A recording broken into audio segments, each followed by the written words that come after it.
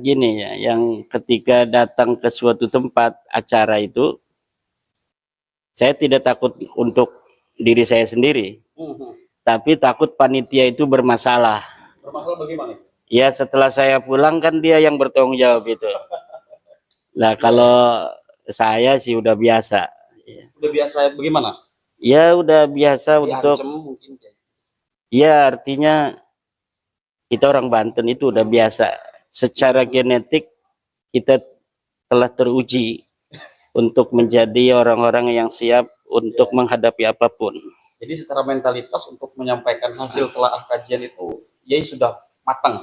Ya, karena apa? Belanda aja zaman dulu itu bagi orang Banten itu dianggapnya kecil, padahal mereka punya meriam. Ya. Apalagi sekarang mereka yang nggak punya pistol-pistolacan begitu. Baik ya, sebelum dilanjut saya boleh minum kopi dulu ya? Enggak. Nah teman-teman, ini di samping ada buku dengan judul Ulama Nusantara Menggugat Nasab Palsu. Ini tertulis di atas Kiai Haji Imaduddin Usman Al-Bantani. Jawaban Kiai Haji Imaduddin Usman Al-Bantani terhadap buku Hanif Alatos dan kawan-kawan. Ini buku yang sangat tebal dan tentu belum saya baca. Tetapi mungkin Kiai bisa memberikan penjelasan mengenai buku ini terlebih dahulu. Iya. Monggo untuk dijelaskan. Bismillahirrahmanirrahim. Ini buku saya beri judul Ulama Nusantara Menggugat Nasab Palsu. Ini buku ini adalah buku jawaban dari buku yang dikeluarkan oleh Rabita Alawiyah yang ditulis oleh Hanif Alatas dan kawan-kawan yang berjudul Keabsahan Nasab Balawi dan membongkar penyimpangan pembatalnya. Kenapa saya namakan buku ini Ulama Nusantara Menggugat Nasab Palsu? Karena memang dalam narasi hukum menggugat itu adalah ketika sudah ada parti, artinya ada penggugat, ada yang digugat. Penggugatnya adalah saya sendiri, yang digugat adalah Rizik Syihab, Lutfi bin Yahya, Topik Segap, Bahar Semit, wa akhwatiha. mungkin masih ada yang salah persepsi ya, karena saya melihat di media ya, itu masih ada yang mengatakan Habib palsu, nah gitu-gitu. Padahal kan memang kayak itu memang menggugat nasab Habib. Iya, karena memang selama ini kita telah salah di dalam membuat sebuah istilah. Bukan salah, tetapi sengaja dibuat salah oleh mereka yang selama ini menjajakan dan mengiklankan nasab mereka sebagai keturunan Nabi dan memiliki panggilan khusus namanya Habib. Nah, dari situ maka kemudian terbentuk di dalam alam bawah sadar umat Islam Indonesia dan umumnya bangsa Indonesia bahwa yang dinamakan turunan Nabi itu adalah Habib. Sehingga sekarang ini ada kesalahan interpretasi tentang atau definisi daripada Habib itu, bahwa Habib itu adalah keturunan Nabi, dan seseorang yang keturunan Nabi dari klan apapun disebut Habib, padahal tidak seperti itu. Di dalam tradisi keagamaan, saya katakan tradisi keagamaan karena ini istidlal dari nasnya tidak ada, bahwa keturunan Nabi dalam sejarah keagamaan dan tradisi keagamaan kita adalah disebut Sayyid dan Syarif. Turunan Nabi dari zaman dulu itu disebutnya Sayyid dan Syarif. Karena ini kaum Ba'lawi di Yamannya itu tidak diakui sebagai turunan Nabi dan tidak boleh menggunakan Sayyid, begitu pula ketika di Makkah juga dipermasalahkan, maka dia mengambil sebuah istilah sendiri, yaitu bahwa nama mereka disebut Habib. Nah, orang-orang turunan Nabi asli di Yaman, di Mekah tidak keberatan. Mereka mengatasnamakan atau mengatribusikan diri dengan panggilan Habib itu, karena memang Habib itu tidak ada tradisi sebagai sebuah istilah untuk keturunan Nabi. Jadi orang Mekah itu menganggap ya Habib sebagai satu klan dari entah negeri mana, ya dari Yaman, mungkin banyak di Indonesia, tapi mereka tidak mengatakan bahwa Habib ini keturunan Rasul. Nah, justru itu yang terjadi sebaliknya. Kemudian mereka membuat narasi bahwa kalau keturunan Nabi itu seorang ulama dipanggil Habib. Itu di Indonesia. Bisa dibohongi kalau di Indonesia. Bahkan ada satu job itu katanya cita-citanya mau jadi apa anak kecil? Mau jadi Habib.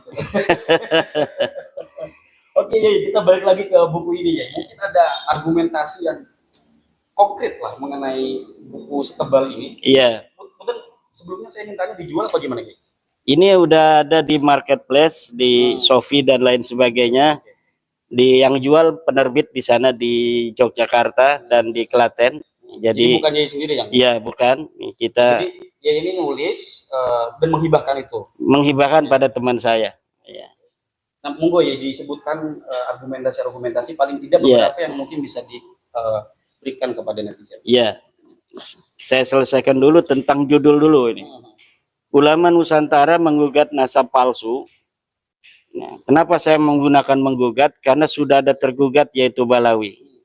Saya mengatakan lapat menggugat dalam narasi hukum itu berarti perdata. Karena kalau di dalam pidana, orang yang menggugat disebut penuntut, orang yang tergugatnya disebut tersangka. Nah, apakah kita akan ke ranah yang setelah perdata itu ke pidana itu nanti kita lihat. Ya, yang jelas ini karena sudah ada kontensia itu adalah sengketa dalam bahasa Indonesia, maka berarti sudah ada apa namanya itu dialektika antara penggugat dan yang tergugat. Maka kita menggunakan lapat menggugat bukan berarti ini kembali ke awal, tetapi memang sudah ada dialektika, dan dialektika itu terjadi di mana tesis saya kemudian diantitesis dengan apa namanya buku keabsahan nasab mereka itu. Nah, setelah saya lihat di dalam buku-buku di dalam buku keabsahan nasab Balawi itu semua dalil-dalil mereka itu mentah.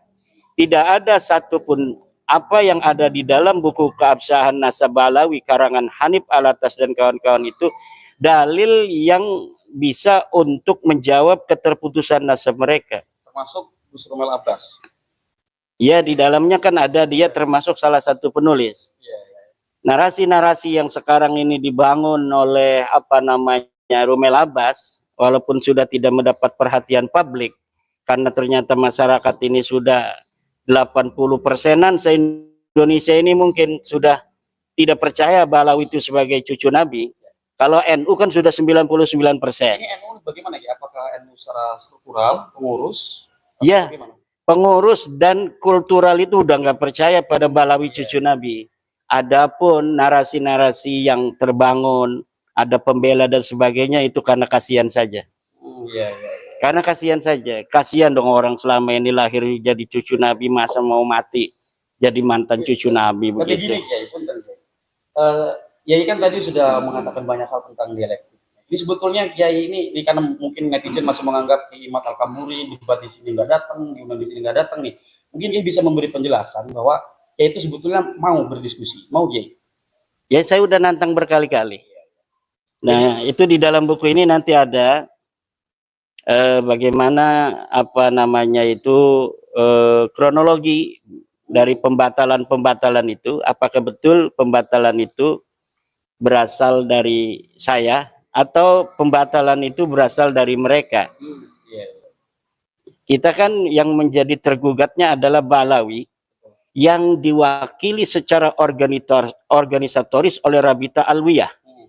Rabita Alwiyah inilah yang mempunyai legal standing untuk menjawab saya, karena mereka yang selama ini mengaku sebagai turunan Nabi, dan mereka lah lembaga yang selama ini memberikan surat SIM, paspor bagi anggotanya untuk mengaku sebagai turunan Nabi. Ini keturunan Nabi, ini paspornya, hijau paspornya kayak paspor haji begitu. Nah, harusnya Rabita Alwiyah ini menjadi orang yang kesatria, lembaga kesatria yang siap untuk berdiskusi. Yang kalau perlu dari Yaman didatangkan Umar bin Hafid itu untuk jawab dia itu turunan Nabi apa bukan. Saya mengatakan Imaduddin Usman, Umar bin Hafid bukan turunan Nabi. Jangan ngaku-ngaku turunan Nabi lagi. Sekarang bisa nggak Umar bin Hafid jawab dia bahwa dia turunan apa bukan turunan Nabi? dan ingin mensahihkan nasabnya. Saya tantang, atau murid-muridnya yang ada di Indonesia, murid Umar bin Hafid yang merasa bisa menjawab bahwa Umar bin Hafid itu memang turunan Nabi, silahkan datang, atau tentukan di universitas mana dia mau.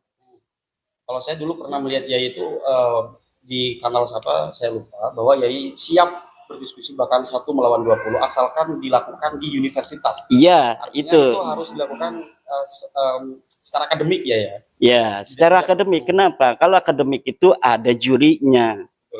Profesor-profesor ahli sejarah, profesor ahli penelitian itu nanti akan memahami logika penelitian. Bahwa harus dimulai dari prosedur dan mekanisme A sampai Z. Nah, yang sekarang ada kan hanya framing-framing. Framing-framing bahwa nasabnya sahih. Mana bukti sahihnya? Ndak ada. Bikin buku, ini silahkan nanti masyarakat baca buku saya. Dan semuanya akan nampak bagaimana buku yang ditulis oleh Rabi Talwiyah, dalam hal ini Hanif Alatas dan kawan-kawan itu, sama sekali tidak menjawab. Bahkan buku itu sendiri yang menghancurkan dirinya sendiri. Jadi buku itu yang ditulis kemarin jadi bumerang ya? Ya, buku itu sendiri, karena di dalam buku itu mengambil, mengutip kitab-kitab yang sebenarnya apabila ditelaah secara benar, itu isinya adalah membatalkan nasab mereka. Tapi kemudian diberikan sebuah kesimpulan di bawah tanpa adanya terjemahan yang benar, seakan-akan lafaz di atas itu yang diambil dari kitab mensahihkan nasab mereka. Ini kedustaan yang maha luar biasa. Yang masyarakat harus tahu bahwa Balawi ini bukan cucu Nabi. Itu aja. Masukkan ke dalam otak dan hati nurani bahwa Balawi bukan cucu Nabi dan kita tidak boleh mempercayainya. Haram mempercayai, mengakui Balawi sebagai cucu Nabi. Kalau haram, dosa itu. Kalau gini Kiai, Ba'alwi bukan, ya ini sebagai peneliti dan penggugat bahwa Ba'alwi bukan keturunan Rasul. Ada tidak Yai merasa memaksa orang untuk mempercayai Yai sebagai peneliti? Ada dong. Ada ya, harus ada. Harus dikatakan bahwa mereka bukan cucu Rasul. Ada. Kenapa ada? Karena memang dalilnya nggak seimbang. Nah, kalau yang kita tidak boleh memaksa, dalam arti dalam tanda kutip ya, memaksa itu dalam tanda kutip, kebenaran aja seperti Islam itulah ikraha fiddin.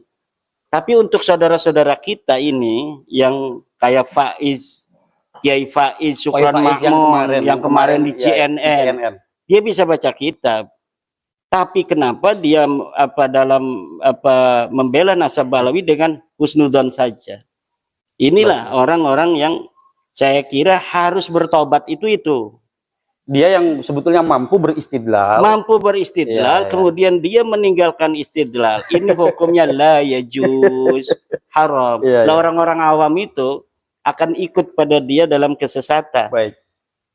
Kenapa saya bilang sesat? Ya jelas sesat, orang nggak ada dalil sama sekali nasab Balawi itu. Sekarang begini ya, mengenai tentang awalnya gini. Bermula dari ceramah Yai, saya masih ingat waktu itu, dan waktu itu pun saya yang pertama kali saya mungkin salah satu pertama yang mengangkat Yai waktu ceramah tentang nasab Ba'alwi. Dan pada akhirnya ceramah Yai itu bukannya berbicara soal nasab, tapi mungkin soal, kalau dalam bahasa pergerakan itu hegemoni, dan ditemukan diskursus lain, semisal pemalsuan sejarah, pemalsuan kuburan. Nah, yang akhir-akhir ini ya, yang terjadi itu soal jatman. Nah, mungkin Yai bisa memberikan gambaran atau pemaparan apa hubungan kemudian relevansinya ya mengenai kajian nasab sampai ke urusan jatman Yai. Ya, jatman itu kan selama ini diketuai oleh seorang Ba'lawi. Lutfi bin Yahya itu Ba'lawi. Walaupun gak diakui dia di Robitah, mungkin dia Ba'lawi. Betul. Selama 20 tahun lebih dia memimpin jatman. Ternyata 20 tahun memimpin jatman ini punya agenda sendiri selain agenda-agenda PBNU. Agenda sendiri itu seperti apa? Ya mungkin untuk menunjukkan eksistensi dan otoritasnya saja. Banyak orang mengatakan bahwa rugi PBNU itu melepaskan Lutfi bin Yahya. Rugi dari mana? Oh, katanya Lutfi bin Yahya itu yang selama ini membesarkan NU. Dia yang dibesarkan NU, bukan NU yang dibesarkan oleh Lutfi bin Yahya. Dia jadi besar itu karena NU, bukan NU yang dibesarkan oleh Lutfi bin Yahya. Nah, kalau sekarang dia kemudian setelah diputuskan oleh PBNU bahwa Jatman harus kembali ke PBNU, dan PBNU telah menetapkan kongres kemarin di Donohudan, Solo, kemudian telah menetapkan siapa ketuanya dan siapa mudirnya. Lutfi bin Yahya masih kekeh ingin dia mengadakan sendiri itu kongres, maka ini berarti dia betul-betul telah nyata apa yang selama ini kecurigaan masyarakat bahwa dia punya agenda itu, maka akan semakin nyata bahwa memang dia selama ini punya agenda tersendiri di Jatman itu. Dia bukan membesarkan Jatman demi NU, tapi demi dirinya sendiri. Ya, baik. Begini ya, kalau misalkan gini, kalau seandainya tidak ada kajian nasab yang dipelopor oleh Yai, mungkin tidak Jatman itu masih di tangan Habib Lutfi.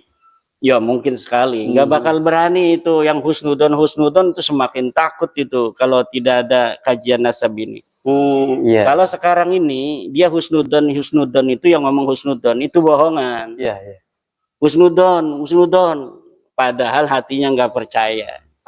Baik. Berarti selama ini masyarakat Indonesia kebanyakan ya tidak berani memberikan kritik kepada ceramah-ceramah sebagian Ba'alwi atau oknum Ba'alwi itu karena memang masih ada keyakinan dalam hatinya bahwa orang itu keturunan Rasul ya. Mungkin gitu ya. Iya nggak Bang Iza, Bang Hafid? Karena kan karena mungkin kalau misalkan masih ada keyakinan mereka cucu Rasul, kita kan sebagai masyarakat Indonesia yang sangat mencintai Rasul, bahkan Maulidan di Indonesia itu ramai, jadi sangat berhati-hati. Nah, ketika ada muncul penelitian Kiai Imad dan diputuskan mereka bukan keturunan Rasul berdasarkan argumentasi yang dipaparkan oleh Kiai Imad, jadi mereka tersadar loh, ngapain selama ini gua takut gitu. Karena saya begitu ya dulu, sebelum ada penelitian ya itu, dulu Kiai saya ngomong gini, coba Hanif tuh ceramain, karena Kiai saya tahu, saya main YouTube dulu, suka bahas Wahabi dulu tuh. Nah, Kiai saya bilang, Nif itu coba kritik itu siapa yang bilang Mi'raj Fakih Muqaddam 70 kali dalam sehari? Habib Rehan ya.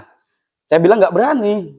Kenapa nggak berani? Karena ya tadi orang semua bilang keturunan Rasul. Nah, setelah muncul Kiai Imad ya udah lepas. Karena memang ya kalau dipikir-pikir ngapain kita itu masyarakat Indonesia bukan takut sama Habib, takut sama Rasulullah. Betul. Nah, sekarang ketika sudah terbukti jelas hakul yakin jiddan bahwa mereka sama sekali la yata'allaqu bin nabi nasaban wasanadan, insyaallah kita untuk menyebut dia atau terbersit saja dia itu keturunan Nabi itu haram hukumnya. Karena kita selama ini masyarakat umat Islam itu menghargai dia itu bukan menghargai karena dzatiyahnya, menghargai nisbahnya dia kepada Rasulullah. Ketika nisbatnya itu sudah jelas bukan cucu Nabi, apa alasan kita untuk menghormati lagi? Apa alasan itu pondok-pondok besar itu masih mengakui mereka sebagai cucu Nabi? Apakah pondok-pondok itu punya dalilnya? Mana dalilnya? Nggak ada, hanya husnudon saja. Betul. Ini kalau mereka menganggap pondok mereka besar itu karena mengagungkan dan menghormati Habib, salah besar. Niat mereka selama ini menghargai habaib itu karena ada nisbah bahwa mereka ini bisa jadi cucu Rasulullah, itu bisa jadi barokah. Tapi ketika telah jelas bahwa mereka bukan cucu Nabi dan mereka masih mengakuinya, itu bukan barokah. Bisa jadi itu keterbalikan 180 derajat. Hati-hati itu. Dulu mungkin naik keberkahan karena mencintai Rasul. Sekarang menyakiti Rasul kalau menganggap Habib itu adalah sebagai turun Nabi. Baik ya, di tahun 98 sebelum tahun itu ya, sebelum reformasi, eksistensi Habib seperti ini tidak ya? Kalau dulu waktu saya kecil itu saya tidak pernah mendengar istilah Habib di tempat saya ya. Saya mendengar istilah Habib itu ketika mendengar Bahar Smith ceramah di area kawasan industri. Waktu itu saya masih SMP ya. Nah, Ya waktu itu mereka kan dulu hanya jual-jual minyak, jual-jual buhur, jual-jual apa kaligrafi ke kampung-kampung kan. Jadi tidak ada apa narasi-narasi di publik, narasi di mimbar-mimbar Rasulullah. Iya, iya. Sekarang kan tukang-tukang obat, tukang-tukang minyak pindah ke mimbarnya Rasulullah. Ini yang jadi masalah. Iya, iya. Orang yang biasa jual obat sekarang kok ada di mimbar Rasul. Jadi Betul. dia seakan-akan masih ingatnya jual obat. Walaupun dirinya tidak jual obat, dia tidak jual minyak, tapi mungkin karena keturunannya itu masih ada sifat-sifat genetiknya itu seperti itu, sehingga mimbar-mimbar kita, mimbar Rasulullah, mimbar dakwah diisi oleh tukang-tukang obat itu dengan kalimat-kalimat kasar, dengan caci maki kepada presiden, caci maki pada ulama, caci maki kepada NU, caci maki kepada Yai Akil Siraj, caci maki kepada apa keputusan-keputusan PBNU. Sekarang mereka nggak berani karena keputusan PBNU mencaci maki. Sama Kiai Yahya Khalil Stakuf mencaci maki nggak bakal berani. Kenapa nggak bakal berani? Mereka ingin PBNU melindungi mereka. Kalau sudah melindungi, percaya lagi pada mereka cucu Nabi, baru dihajar lagi, diinjak lagi. Kata Hanif Alatas, jangan mau diadu domba antara Habaib dan Kiai. Siapa yang mengadu domba? Kalau mereka menganggap kiai-kiai itu sebagai orang yang telah tidak percaya kepada mereka bahwa mereka cucu Nabi, itu mereka menganggap itu berarti kiai tidak bersatu dengan Habib. Betul. Jadi arti persatuan bagi Hanif Alatas adalah antara Habib dan kiai, yaitu kiai harus mengakui mereka sebagai cucu Nabi. Dan ini yang tidak boleh diteruskan karena mereka sudah nyata bukan keluarga Nabi, bukan cucu Nabi, bukan ahli bait Nabi. Apa hubungannya dia dengan Nabi? Mana buktinya? Tidak ada. Haplogrupnya kemana-mana. Haplogrupnya orang-orang apa Arab itu J1, haplogrupnya dia itu adalah G. Haplogrup orang Arab itu ada di Semenanjung Arabia, itu sudah jelas. Kalau G itu orang sana tuh di Gunung Kaukasus tuh. Orang Uzbekistan, orang Turki, orang Kurdi di situ. Jangan ngaku-ngaku cucu Nabi, malu haplogrupnya G ngaku-ngaku cucu Nabi begitu. Iya. Saya melihat dua hal yang menarik sih. Dari kajian Keimat mengatakan bahwa Alwi bukan keturunan Rasul. Kemudian ketika uji DNA ternyata haplogrupnya G. Walaupun kata Gus Rumbel Abbas itu hanya beberapa sampel saja, nggak 100 sekian.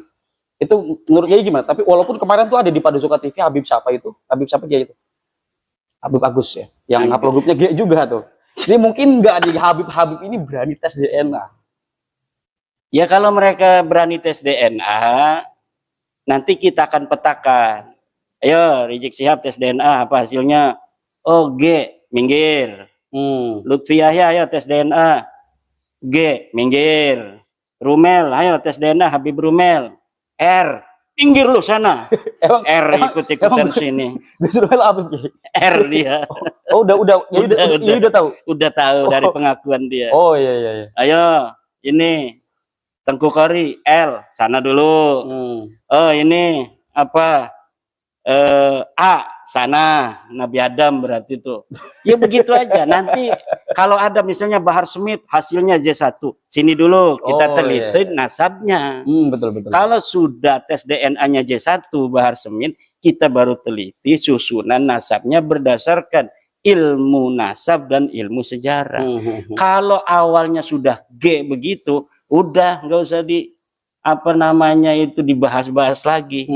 Nggak bakal itu bisa untuk apa menghindar dari teknologi, menghindar dari peradaban modern zaman sekarang ini. Iya. Begini ya. Saya mau tarik kepada hal yang paling dasar dulu nih ya. Ada pertanyaan-pertanyaan lagi nanti ya. Tapi sebelum saya lanjut, saya ingin kesini dulu ya. Ini kan Yai cuma menggugat nasab mereka itu nggak kesambung kepada Rasulullah ya, nggak tersambung kepada Rasulullah melalui argumentasi-argumentasi yang telah Yai kaji. Persoalannya kenapa orang harus marah Yai? Kan cuma dibilang lu bukan cucu Rasul, urusan lu boleh ceramah atau enggak kan keilmuan kamu, bukan nasab kamu Yai. Nah berarti saya melihat ketika ada nasab digugat bahwa mereka diputuskan bukan keturunan Rasul berdasarkan argumentasi tapi ngamuk-ngamuk, di sini ada problem berarti Kiai. Ada niat jelek dari pengakuannya itu. Iya. Ada apa ketidak apa istilahnya itu mereka tidak terlalu pede dengan dirinya betul. sendiri. Saya sepakat ya. Tidak Saya terlalu sepakat. pede dengan dirinya sendiri, Saya bisa menapaki kehidupan yang berat ini tanpa mengaku turun Nabi. Mereka mampu. Iya, betul. Mereka tidak akan mampu seperti saat ini. Hanif Alatas tidak akan merasanya. Bukan Hanif Farhan ya? Iya, bukan Hanif Alatas. Hanif Alatas merasa dia tanpa mengungkap cucu Nabi. Betul. Rizik Syihab merasa dirinya tidak akan jadi ketua FPI lagi, dihormati, dilulukan tanpa mengaku cucu Nabi.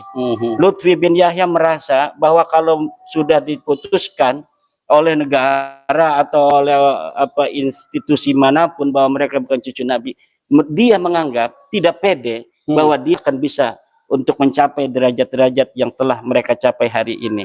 Dari ketidakpedean mereka marah. Betul. Ketika mereka terbukti bukan cucu Nabi, Lutfi bin Yahya marah, Rizik Syihab marah, Hanif Alatas marah. Saya katakan Jokowi jadi presiden tidak mengaku cucu Nabi. Dia bisa jadi presiden, bisa jadi hidup mulia. Prabowo Subianto dia jadi presiden tidak mengaku cucu Nabi, bisa toh. Kenapa Balawi nggak bisa?